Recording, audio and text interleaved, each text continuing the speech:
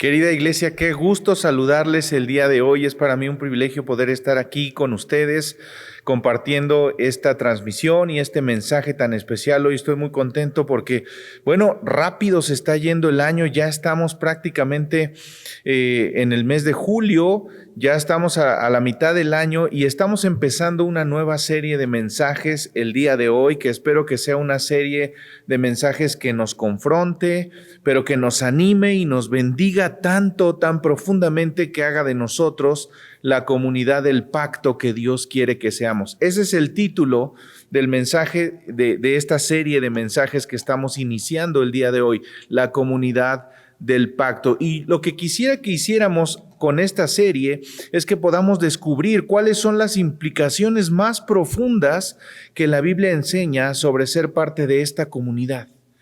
¿Qué es lo que verdaderamente significa amarnos unos a otros, cuidarnos unos a otros, ser parte de este cuerpo, de esta familia de la fe que llamamos Estrella de Belén?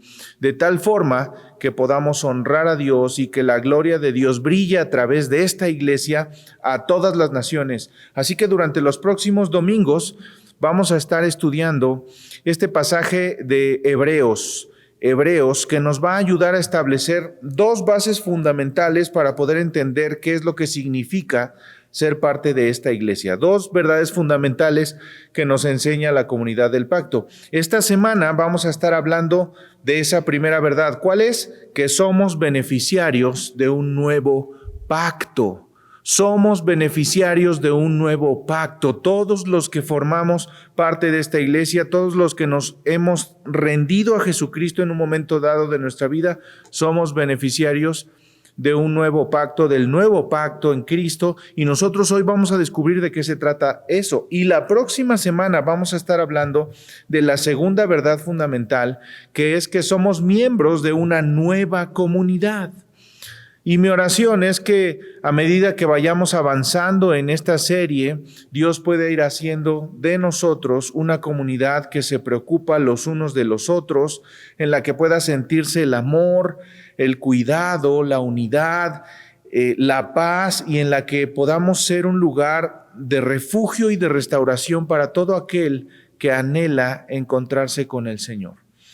Esta iglesia en especial, nuestra iglesia, la Iglesia Bautista Estrella de Belén, se compone de muchas familias, de individuos con diferentes problemáticas, con diferentes situaciones, muy diferentes entre sí, familias que luchan con problemas económicos, con problemas de todo tipo, hombres y mujeres luchando con diferentes tentaciones, con situaciones difíciles, adolescentes viviendo bajo muchas presiones, bajo muchas tentaciones, y cada uno luchando sus propias batallas.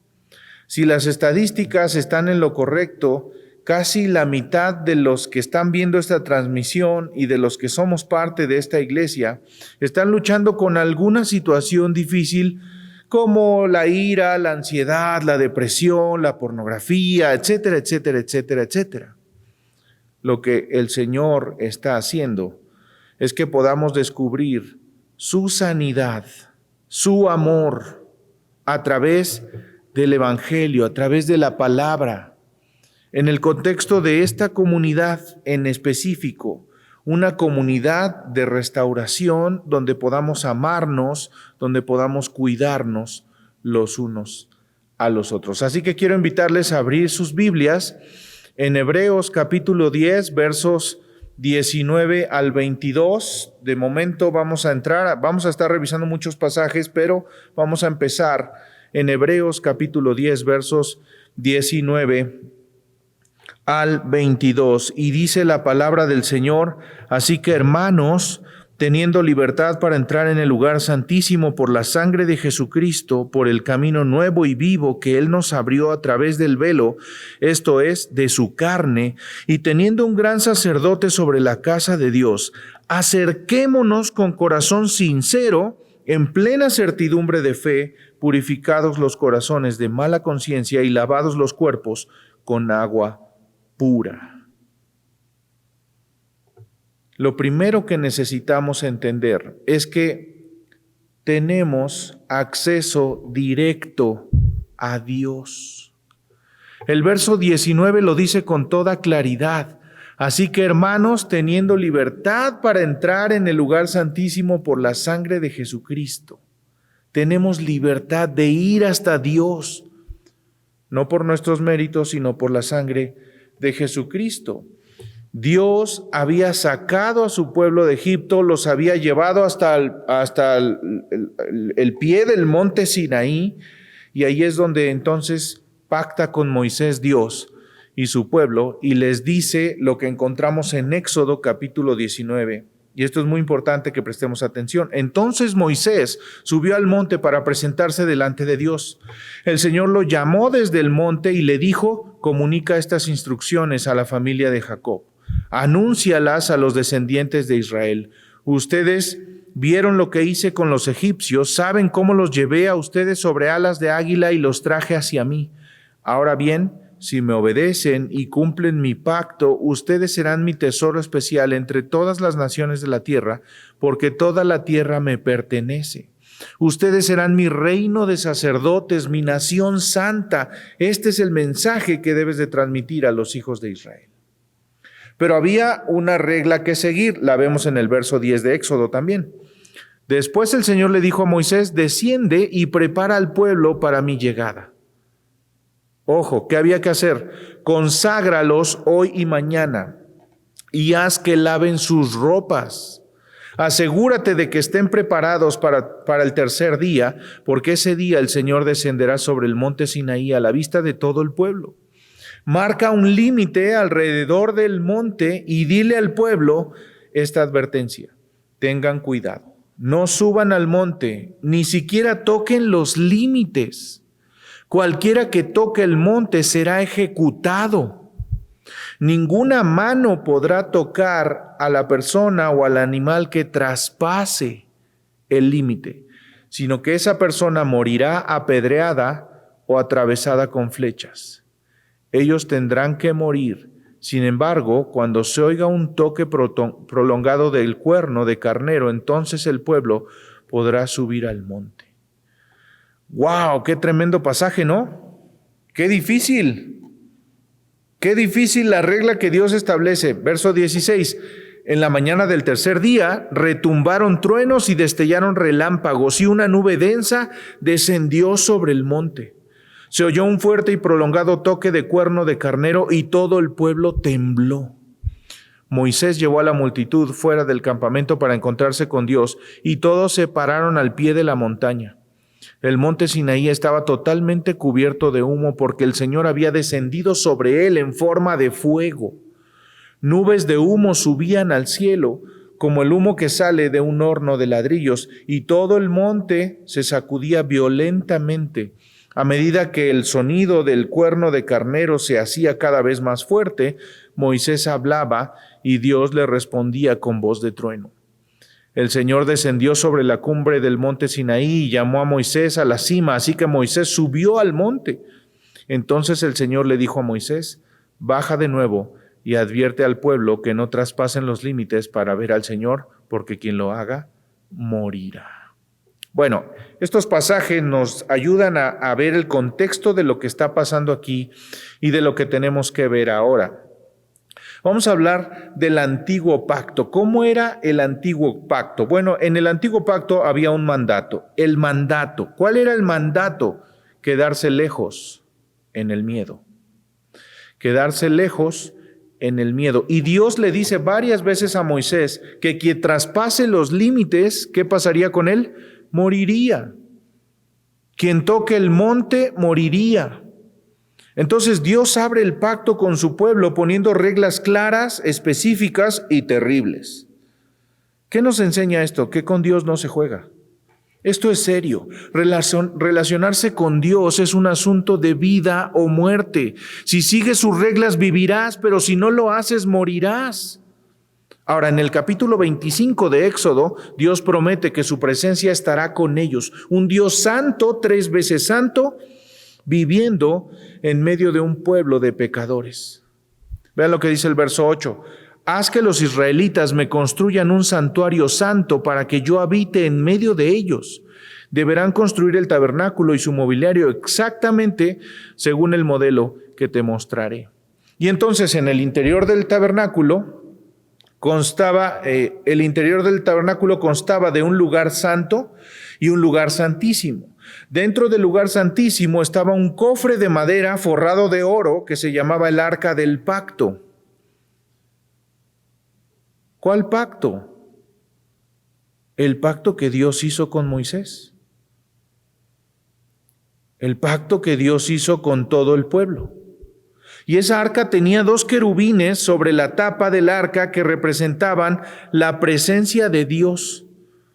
De hecho, Dios le dice a Moisés: allí nos encontraremos para darte instrucciones dentro del arca, porque ahí estaban las tablas de la ley que Dios le había dado a Moisés. En el capítulo 28 de Éxodo, Dios establece entonces sacerdotes que serían los intermediarios entre Dios y su pueblo. Vean lo que dice el verso 1 de este capítulo 28. Manda llamar a tu hermano Aarón y a sus hijos, Nadab, Abiú, Eleazar e Itamar. Apártalos de los demás israelitas para que me sirvan y sean mis sacerdotes. Entonces, estos sacerdotes debían de tener un cierto vestuario, un ritual de purificación antes de poder servir en el tabernáculo. Y al llegar al Levítico vemos una serie de ofrendas que los sacerdotes tenían que ofrecer a Dios a favor del pueblo.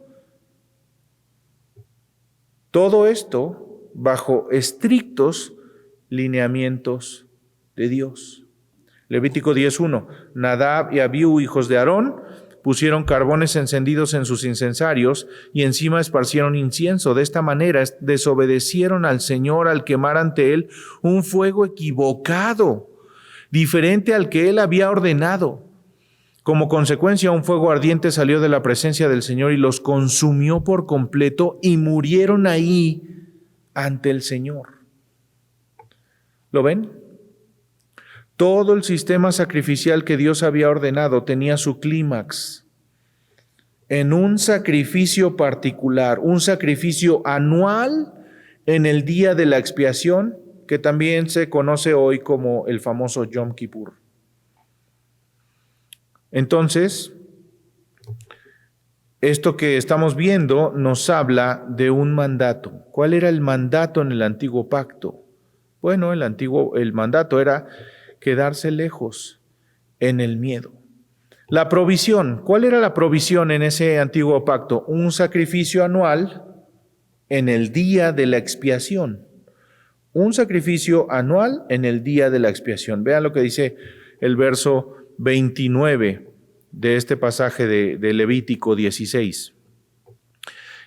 Y esto tendréis por estatuto perpetuo. En el mes séptimo, a los 10 días del mes, afligiréis vuestras almas y ninguna obra haréis, ni el natural ni el extranjero que mora entre vosotros, porque en este día se hará expiación por vosotros y seréis limpios de todos vuestros pecados delante de Jehová.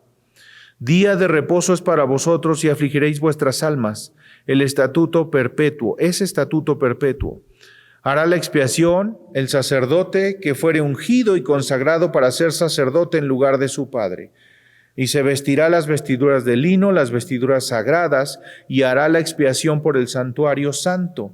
Y el tabernáculo de reunión también hará expiación por el altar, por los sacerdotes y por todo el pueblo de la congregación. Y esto tendréis como estatuto perpetuo para hacer expiación una vez al año por todos los pecados de Israel. Y Moisés lo hizo tal como le mandó.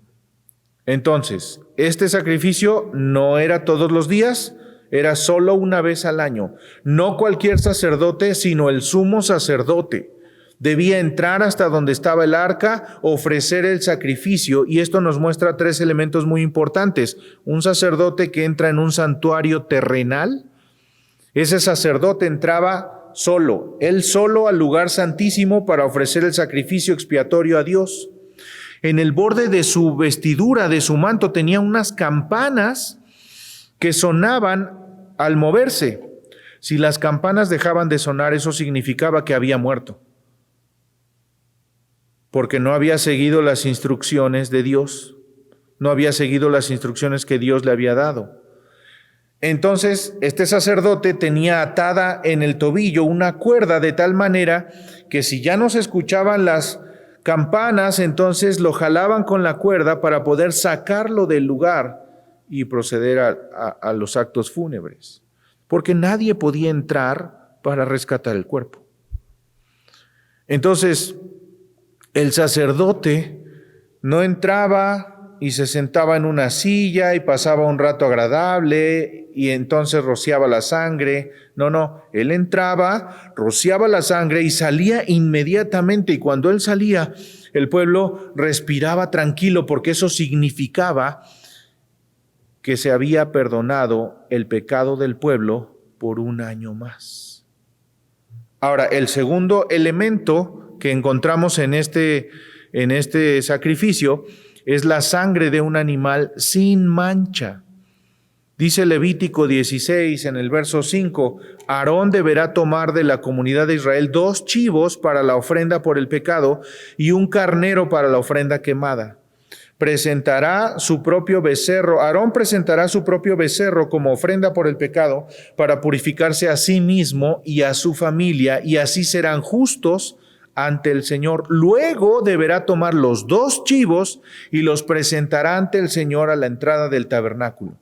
Después harán un sorteo sagrado para determinar qué chivo será apartado como ofrenda para el Señor y cuál llevará los pecados del pueblo al desierto de Azazel. Después Aarón presentará como ofrenda por el pecado el chivo escogido por sorteo para el Señor. Ahora, ese sacrificio, esta sangre, está señalando a un sustituto. ¿A quién está señalando? A Jesucristo. Este sacrificio apunta a Jesucristo. Entonces, desde el principio de la historia bíblica, Dios nos dice que el castigo por el pecado es la muerte. La paga del pecado es muerte. Lo que este acto simboliza en un sentido más profundo es que la presencia de Dios, representada por los querubines que estaban ahí en el arca, ve su ley representada en las tablas dentro del arca, y esas tablas habían sido quebrantadas por un pueblo pecador, pero en vez de ver la ley quebrantada por el pecado de su pueblo, ¿qué es lo que hace Dios? Ve la sangre que cubre la tapa del arca. Espero que esto sea sumamente gráfico para todos nosotros, que cuando Dios ve el arca, en vez de ver la ley quebrantada por su pueblo, lo que ve es la sangre derramada para cubrir ese pecado de ese pueblo. Y entonces la ira de Dios quedará satisfecha y el pueblo fuera perdonado, porque el precio de sangre se había pagado. Esa era la representación del arca. Eso es lo que está hablando ahí en ese pasaje. Vean lo que dice el verso 20. Cuando Aarón haya terminado de purificar el lugar santísimo, el tabernáculo y el altar, presentará el chivo vivo, lo pondrá ambas manos encima. Recuerden que eran 2, uno se sacrificaba para rociar la sangre sobre la tapa del arca y el otro permanecía vivo, y entonces el sacerdote ponía sus manos sobre la cabeza del animal, que es lo que dice este verso 21. Pondrá ambas manos encima de la cabeza del chivo y confesará sobre él toda la perversidad, la rebelión, los pecados del pueblo de Israel. De esta forma traspasará los pecados del pueblo a la cabeza del chivo, y después un hombre especialmente seleccionado para la tarea llevará el chivo al desierto. Al irse el chivo al desierto, llevará con él todos los pecados del pueblo sobre sí mismo a una tierra desolada. El cordero enviado al desierto cargando los pecados del pueblo representa el perdón de Dios. Dios aleja el pecado de su pueblo y se olvida de él. Otro elemento es un sacrificio, pero es un sacrificio que tenía que repetirse cada año. Cada año debía repetirse este mismo sacrificio como un recordatorio de todos nuestros pecados. Cada año tenía que hacerlo exactamente como se había enseñado. Entonces había un efecto. ¿Cuál era el efecto? Bueno, un recordatorio de que todos nuestros pecados. Era un recordatorio de que el pueblo seguía separado de la presencia de Dios, seguía en el mismo temor de la muerte. Es decir, Dios había marcado una línea muy clara, un límite muy claro, del cual el pueblo no podía pasar. Vean lo que dice Hebreos 10:1. El sistema antiguo bajo la ley de Moisés era solo una sombra, un tenue anticipo de las cosas buenas por venir, no las cosas buenas en sí mismas. Bajo aquel sistema se repetían los sacrificios una y otra vez, año tras año, pero nunca pudieron limpiar por completo a quienes venían a adorar. Si los sacrificios hubieran podido limpiar por completo, entonces habrían dejado de ofrecerlos, porque los adoradores se habrían purificado de una sola vez y para siempre, y habrían desaparecido los sentimientos de culpa. Pero en realidad, esos sacrificios les recordaban sus pecados año tras año, pues no es posible que la sangre de los toros, las cabras, quite los pecados. Entonces, el día de la expiación nos recuerda continuamente que somos pecadores, que estamos separados de la presencia de un Dios que es 3 veces santo. Pero vean lo que dice el verso 19 de Hebreos, porque aquí es donde está la belleza de lo que estamos hablando en esta serie. Así que, amados hermanos, podemos entrar con valentía en el lugar santísimo del cielo por causa de la sangre de Jesús. Y seguramente muchos estarán preguntando, ¿de verdad? ¿De verdad podemos entrar con confianza? ¿Tenemos libertad de ir al lugar santísimo donde está la presencia de Dios? Porque en el antiguo pacto, si alguien se atrevía a hacer eso, moría. Bueno, precisamente por eso necesitamos entender el nuevo pacto. Y también, como en el antiguo pacto, en el nuevo pacto, el mandato es uno: acercaos con fe, acérquense con fe. Lo que antes estaba reservado para un solo hombre, que era el sumo sacerdote, una sola vez al año, ahora es posible para cada hombre, para cada mujer, para cada joven, para cada niño que ha puesto su fe en Cristo Jesús, que ha creído en Jesucristo, que ha creído que Él vino a vivir, morir y resucitar. Todo aquel que ha creído que Cristo ha pagado el precio de su libertad puede ir hasta el lugar santísimo y ofrecer allí mismo su vida como un sacrificio vivo, santo y agradable a Dios. Ya no necesitas de ningún intermediario, ya no necesitas a un sumo sacerdote terrenal, porque el gran sumo sacerdote, que es Jesucristo, ya ha hecho lo que tenía que hacer.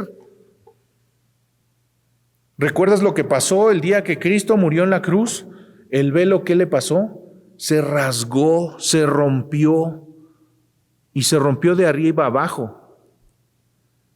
Cuando tú tomas unas hojas de papel que ya no te sirven y las rompes, no las rompes de abajo para arriba, ¿verdad? Las rompes de arriba para abajo. Esto lo que significa es que Dios mismo tomó el velo y lo rompió, diciéndonos: ahora puedes entrar hasta el lugar santísimo a estar conmigo en mi presencia, porque el precio ha sido pagado. Hebreos capítulo 12, verso 18, vean lo que dice ahí: ustedes no se han acercado a una montaña que se pueda tocar, a un lugar que arde en llamas, a un lugar de oscuridad y tinieblas, rodeado por un torbellino, como le sucedió a los israelitas cuando llegaron al monte Sinaí, justo lo que acabamos de leer. Ellos oyeron un imponente toque de trompeta y una voz tan temible que le suplicaron a Dios que dejara de hablar. Retrocedieron tambaleándose bajo el mandato de Dios. Si tan solo un animal toca la montaña, deberá morir apedreado. Verso 21, incluso Moisés se asustó tanto de lo que vio que dijo: estoy temblando de miedo. En cambio, ustedes han llegado al monte Sión, a la ciudad del Dios viviente, a Jerusalén celestial y a incontables miles de ángeles que se han reunido llenos de gozo. Ustedes han llegado a la congregación de los primogénitos de Dios, cuyos nombres están escritos en el cielo. Ustedes han llegado a Dios mismo, quien es el juez sobre todas las cosas. Ustedes han llegado a los espíritus de los justos que están en el cielo y que ya han sido perfeccionados. Ustedes han llegado a Jesús, el mediador del nuevo pacto entre Dios y la gente, y también a la sangre rociada, porque habla de perdón en lugar de clamar por venganza como la sangre de Abel. ¿Qué les parece este pasaje? Es tremendo. Lo que está diciéndonos Dios es que no hay absolutamente nada para alguien que ha rendido su vida a Jesucristo que le impida ir hasta Él, llegar hasta su presencia. No necesitamos de ningún intermediario. Podemos llegar hasta el trono de la gracia del Señor y dejar allí nuestras cargas, nuestras luchas, nuestras gratitudes y todo lo que tengamos. Una provisión, un sacrificio permanente en la muerte de Cristo. Y este sacrificio nos garantiza ese acceso ilimitado a Dios. ¿Pero cómo es esto posible? ¿Por ser buenos? No. ¿Por conectarse a las transmisiones de la iglesia todos los miércoles, todos los jueves, todos los domingos, todos los días que haya algún tipo de actividad? No. ¿Por leer la Biblia? No.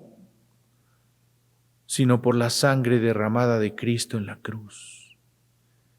Esa es la provisión. La sangre de Cristo fue provista para que tú y yo tengamos libertad. Y hay otros 3 elementos en este nuevo pacto. El primer elemento es un sacerdote que entra en un santuario, ahora ya no terrenal, sino celestial. Hebreos 8:5.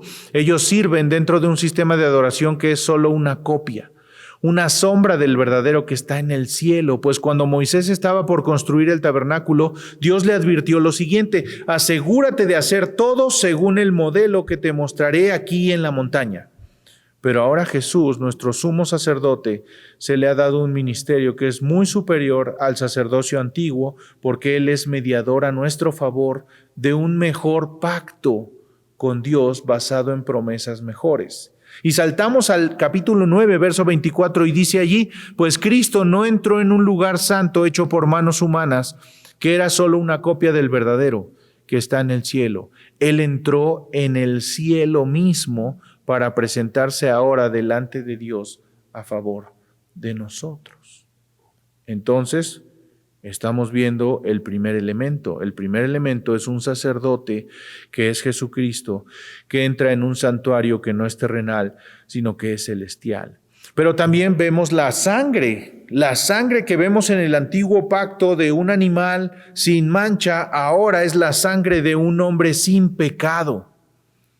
Hebreos 4:14, por lo tanto, ya que tenemos un gran sumo sacerdote que entró en el cielo, Jesús, el Hijo de Dios, aferrémonos a lo que creemos.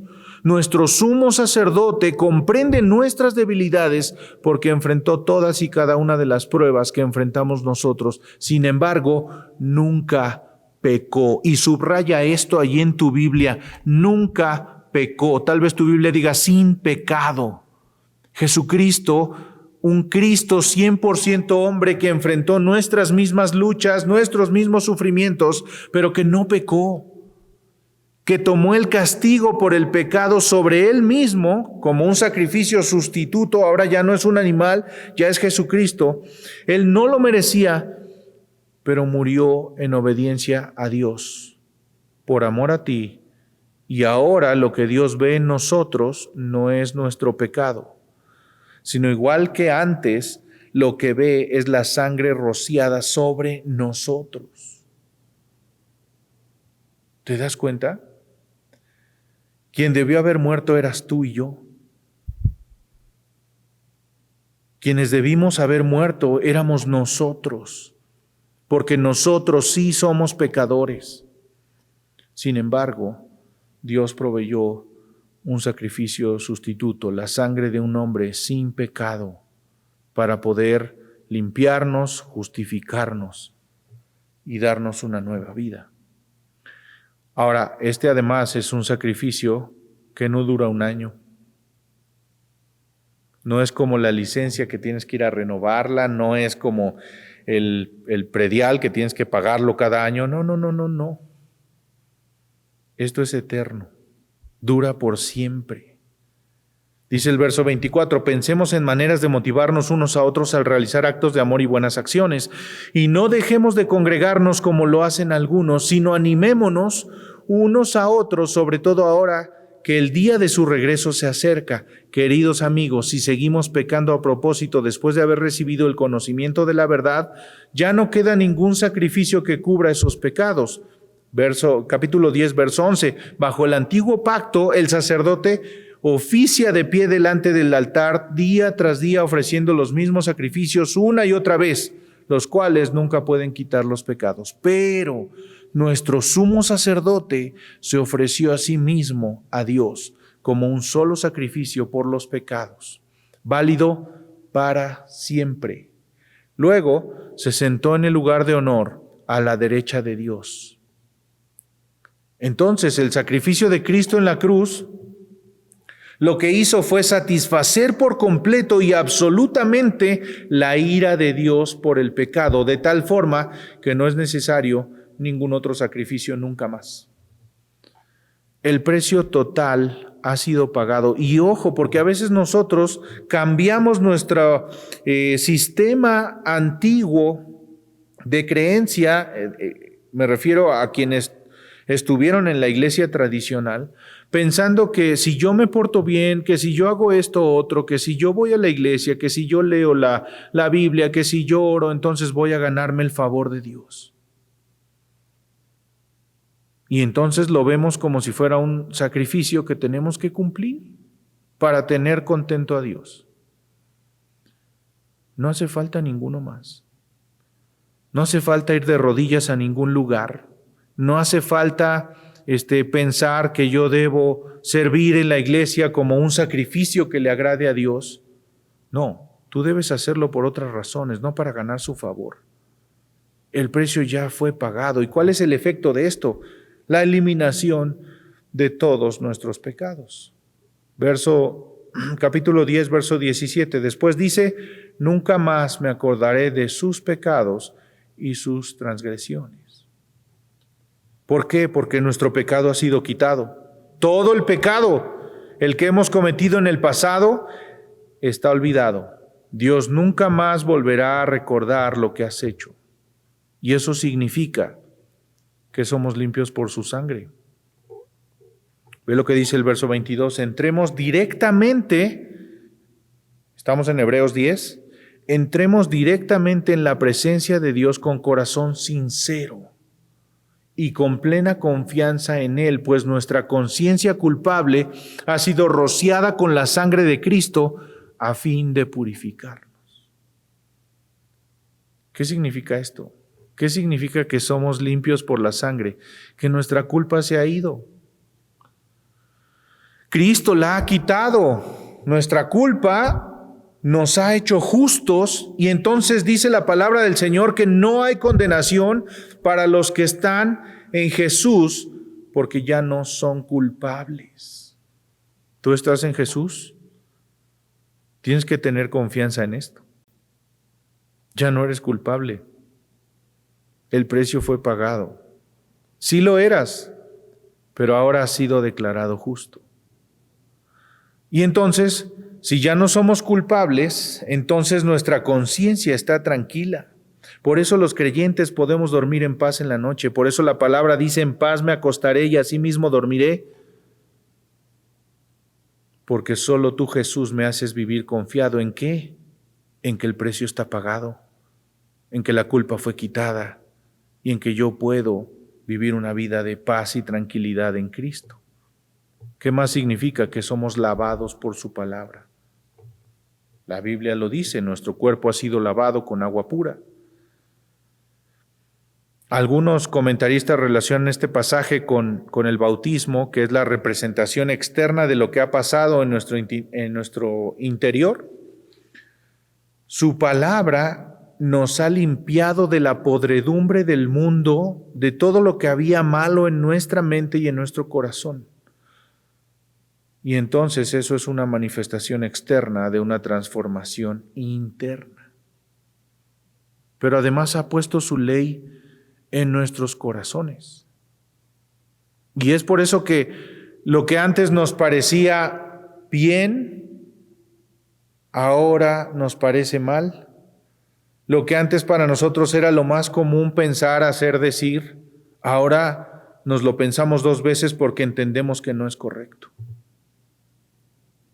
Él pone su ley en nuestros corazones, pero además su presencia es nuestro hogar. ¿Qué significa eso? Que su Espíritu vive en ti. Lo que significa que Dios mismo, el Dios todopoderoso del universo que abrió el mar, vive en ti, vive en mí. Ya no vive más en un tabernáculo o en un templo construido, sino que ahora el lugar de su habitación, su casa, somos tú y yo.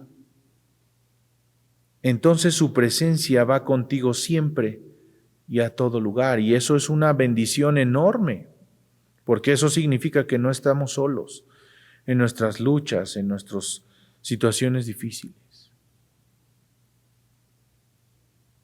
¿Qué más? Por si eso fuera poco, tenemos un abogado defensor ante Dios. Jesús no está sentado a la diestra del Padre tomándose un merecido descanso. No está de vacaciones porque ya terminó su obra. No está tomándose un cafecito o un tecito bien rico y viendo el mundo girar. No. Observa lo que dice el capítulo 7 de Hebreos, el verso 23. Hubo muchos sacerdotes bajo el sistema antiguo porque la muerte les impedía continuar con sus funciones. Obviamente, un sacerdote llegaba a una edad avanzada, moría y ahora tenía que venir otro. Pero dado que Jesús vive para siempre, su sacerdocio dura para siempre. Por eso puede salvar y puede hacerlo una vez y para siempre a los que vienen a Dios por medio de Él, quien vive para siempre a fin de interceder con Dios a favor de ellos. Jesús es el Rey eterno que siempre nos gobierna. No está sentado descansando, viendo a ver cómo pasa el mundo y listo. Jesús es además el sumo sacerdote que siempre nos representa. ¿De qué estamos hablando con todo esto que hemos dicho? Estamos por terminar. Que somos beneficiarios de un nuevo pacto. El antiguo pacto mantenía al pueblo alejado de Dios y viviendo en temor constante de morir al no cumplir las expectativas de santidad de Dios. Pero el nuevo pacto lo que ha venido a hacer es pagar el precio de nuestra libertad y ahora podemos tener acceso directo a la misma presencia de Dios para encontrarnos con Él, para exponerle nuestras necesidades, nuestras luchas, nuestros problemas, nuestra gratitud y nuestra devoción. Ya no hay nada que impida que podamos encontrarnos con el Señor. Así que yo quiero animarte a que tomes la decisión hoy de entrar en su presencia, de ser un sacrificio vivo, santo y agradable para Dios, y que entonces goces de los beneficios de ese nuevo pacto que el Señor ha hecho con nosotros. Porque solo eso nos permitirá ser una comunidad, la comunidad del pacto. Esto es algo que tienes que hacer tú con Dios. Entrar en su presencia, descargar tu corazón, decirle lo que hay allí y dejar que Él haga lo que tiene que hacer. Pero déjame decirte algo, si tal vez tú que nos estás viendo en esta transmisión, no sabes cómo poder entrar en la presencia de Dios. Nunca lo has hecho, nunca habías oído algo de esto. No sabías que Dios ha establecido un nuevo pacto y quiere pactar contigo.